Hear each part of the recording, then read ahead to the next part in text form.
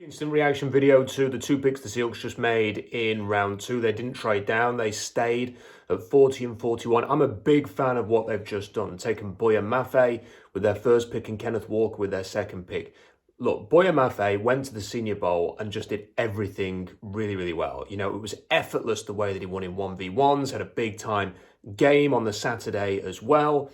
You know, what do you want from a pass rusher? You want a guy who can win by converting speed to power. You want somebody who can get in there with his hands, engage, disengage, get free, work his way to the quarterback. You want someone who can drive through a tackle, force him back into the quarterback and disrupt. But you also want somebody who's got that burst and got that speed off the edge. He ran a 1.56 10-yard split. He's incredibly explosive, jumped to 42-inch vertical at his pro day. He has got the complete skill set. You know, everything that you look for in a pass rusher is in Boye Mafe. The one thing that he's got to do is put everything together and just be more consistent.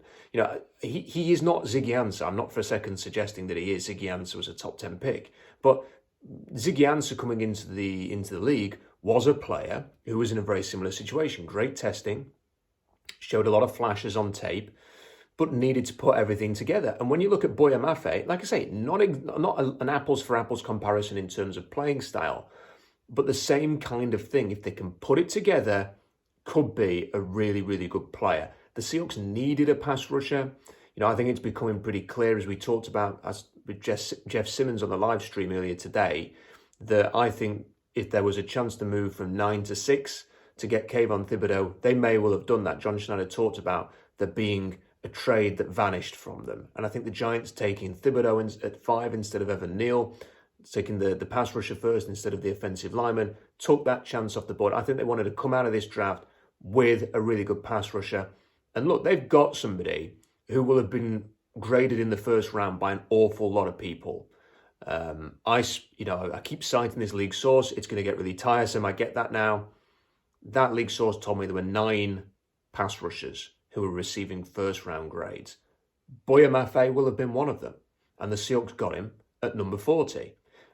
One of the fatty things about this draft is people talking about age. For some reason, if you are 23 instead of 22, it's become a massive deal to certain people. And I've already started seeing that on Twitter.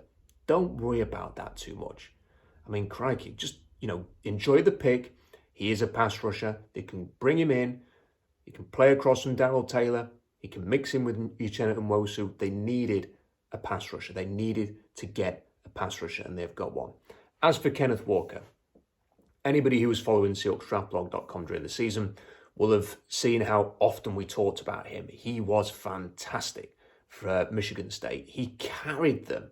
This is a Michigan State team that did really well against all of the odds last year. He transferred from Wake Forest. He went to Michigan State, and they succeeded mainly because of him. What is he? He's got the size the Seahawks look for. He's incredibly explosive. He's quick. He can be a home run threat. He shares that with Rashard Penny. We saw at the end of last season, what do the Seahawks look like when Penny's at his best? They look like a really good team. Kenneth Walker can be that too. And you've got him now for 4 years. This is the thing. People don't like running back picks. I completely disagree. 20 years ago, Kenneth Walker would have been a top 15 pick. And so would Breece Hall, with their testing, with their production, with who they are. But the game's moved on and the value has decreased. And it means that you get players at the top of round 2 that produce incredible value, not just in terms of salaries. You can get 4 amazing years out of this guy and then maybe use the franchise tag if you want to at the end of that for a relative cost. And the value of that and the fact that he'll be able to contribute pretty quickly is fantastic. Not only that, look at the running backs who have gone in this kind of range. Your Derrick Henrys, your Nick Chubbs, your Jonathan Taylors, people like that. There's real value at this position at the top of the second round. And there were 2 players who were going to go really early in this second. Breece Hall and Kenneth Walker. And look, can you make an argument that if they'd have taken it, I really like Abraham Lucas. Is tackle more important than running back? Yeah. If they'd have took that, fine. I love Channing Tindall. I like these linebackers. If they'd have taken a linebacker there, fine, whatever. Seahawks fans are going to tear their hair out because it's a running back. But they want to play a certain brand of football. And that brand of football requires a really good running back. And when they've kind of just plugged guys in, Travis Homer, DJ Dallas, Bo Scarborough, the offense hasn't functioned. When they've had a good running back running well, it has really thrived. And they need that now because they don't have Russell Wilson anymore. So I think this is a great pick. I really like Kenneth Walker. Like I say, he can be that home run hitter. He can carry it. He can lead this thing. I think he is a fantastic player.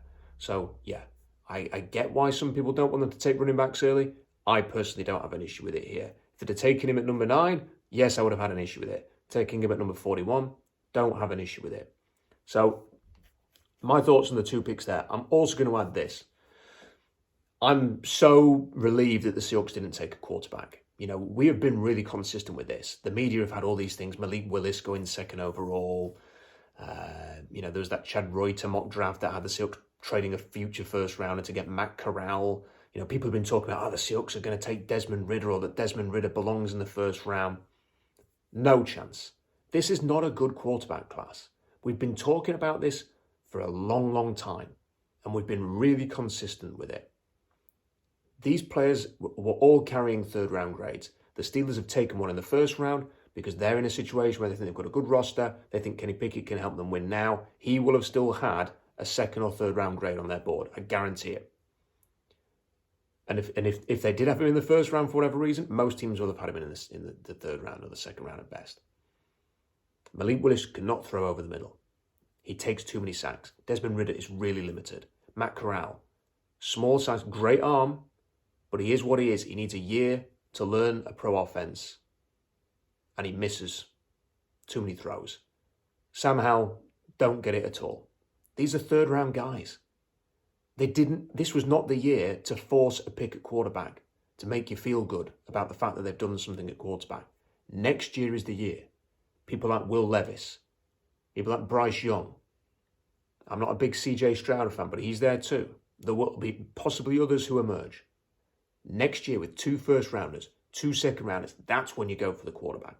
Not this year. They did the right thing, not doing that. Now, if one of these guys is there in round 3, totally different story. Bring him in, chuck him into the competition if you wish, but not in round 2.